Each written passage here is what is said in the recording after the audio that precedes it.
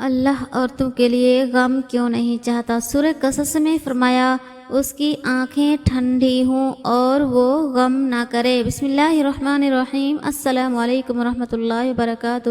محترم ناظرین، امید کرتی ہوں آپ جہاں بھی ہوں گے خوش ہوں گے، خیر و عافیت سے ہوں گے۔ محترم ناظرین، مسبب الاسباب، راستہ نظر نہ آئے تب اللہ پر یقین ایمان ہے۔ جب وسائل اور ذرائع نہ ہوں اور پھر یقین ہو کہ اللہ مسبب الاسباب ہے، وہ اسباب کا پابند نہیں، وہ اسباب کا محتاج نہیں بلکہ اسباب اس کے محتاج ہے۔ اگر ایسا یقین ہے تو ایمان ہے، اگر ایسا نہیں تو پھر آپ کا یقین اسباب پر ہے۔ اس وقت کہاں راستہ تھا جب موسیٰ کے سامنے سمندر اور پیچھے فرعون کا لشکر تھا؟ وہاں تو یقین نے سمندر کو بھی راستہ دینے پر مجبور کر دیا۔ جہاں کہیں بھی تم ہوتے ہو اللہ تمہارے ساتھ ہوتا ہے، لیکن اس کا یقین قائم ہو جائے پھر دنیا کی کوئی طاقت تمہیں نہیں ہرا سکتی۔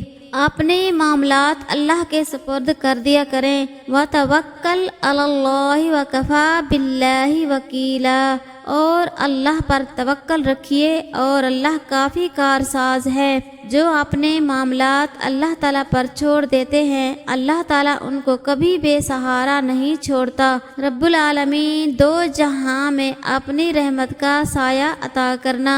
حسبنا اللہ ونعم الوکیل۔ توکل کیا ہے؟ سارے راستے بند ہو گئے ہیں، اندھیرا ہو گیا ہے، آپ کو کوئی راستہ نہیں مل رہا تو آپ کہتے ہیں میرا رب مجھ کو نکالے گا۔ حسبنا اللہ ونعم الوکیل۔ جب آپ پکارتے ہیں دل سے تو اللہ نکال دے گا، کھول دے گا سارے کے سارے راستے اور وہاں سے آپ کو عطا کرے گا جہاں سے آپ نے سوچا بھی نہیں ہوگا۔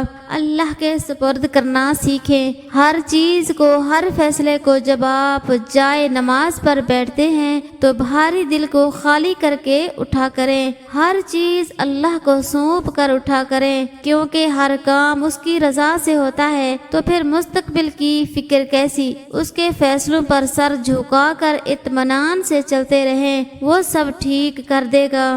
حضرت ابن عباس رضی اللہ تعالیٰ عنہ کہتے ہیں آپ صلی اللہ علیہ وآلہ وسلم کے اگلے دو دانت کشادہ تھے۔ جب آپ صلی اللہ علیہ وآلہ وسلم گفتگو فرماتے تو ایسا محسوس ہوتا کہ آپ صلی اللہ علیہ وآلہ وسلم کے ان دونوں دانتوں کے درمیان سے نور نکل رہا ہے۔ نبی کریم صلی اللہ علیہ وآلہ وسلم نے ایک بار صحابہ سے فرمایا جانتے ہو بد نصیب کون ہے؟ صحابہ کرام رضی اللہ تعالیٰ عنہ نے عرض کیا اللہ اور اس کا رسول ہی بہتر جانتا ہے۔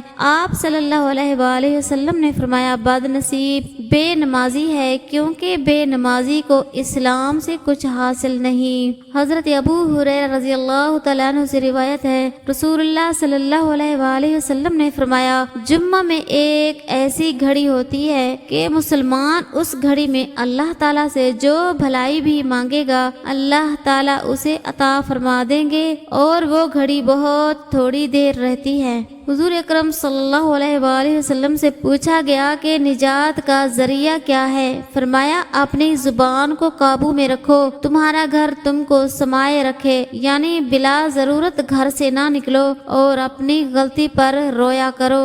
رسول اللہ صلی اللہ علیہ وآلہ وسلم نے فرمایا بد ترین چوری کرنے والا وہ شخص ہے جو نماز میں سے چوری کر لیتا ہے۔ صحابہ رضی اللہ تعالیٰ عنہ نے عرض کیا یا رسول اللہ آدمی نماز میں سے کس طرح چوری کر لیتا ہے؟ ارشاد فرمایا رکوع اور سجدہ اچھی طرح نہیں کرتا۔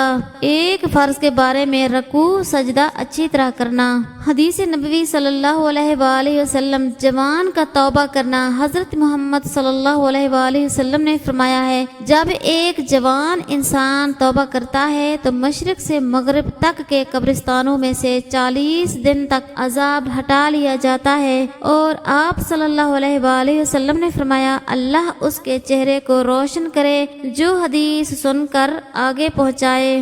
اللہ عورتوں کے لیے غم کیوں نہیں چاہتا؟ سورہ قصص میں فرمایا اس کی آنکھیں ٹھنڈی ہوں اور وہ غم نہ کرے، اور سورہ احزاب میں اس کی آنکھیں ٹھنڈی ہوں اور وہ غم نہ کرے، اور سورہ مریم میں تو اس نے اسے نیچے سے پکارا کہ غم نہ کر، اور سورہ قصص میں اور نہ ڈر اور غم نہ کر آیات نے اس بات پر زور دیا ہے کہ عورت غم نہ کرے، کیونکہ اس کا غم گہرا ہوتا ہے اور اس کے جذبات نازک ہوتے ہیں۔ غم اس کے حسن کو کھو دیتا ہے اور اسے کمزور بنا دیتا ہے۔ اللہ پاک ہم سب کو نیک عمل کرنے کی توفیق عطا فرمائے، آمین۔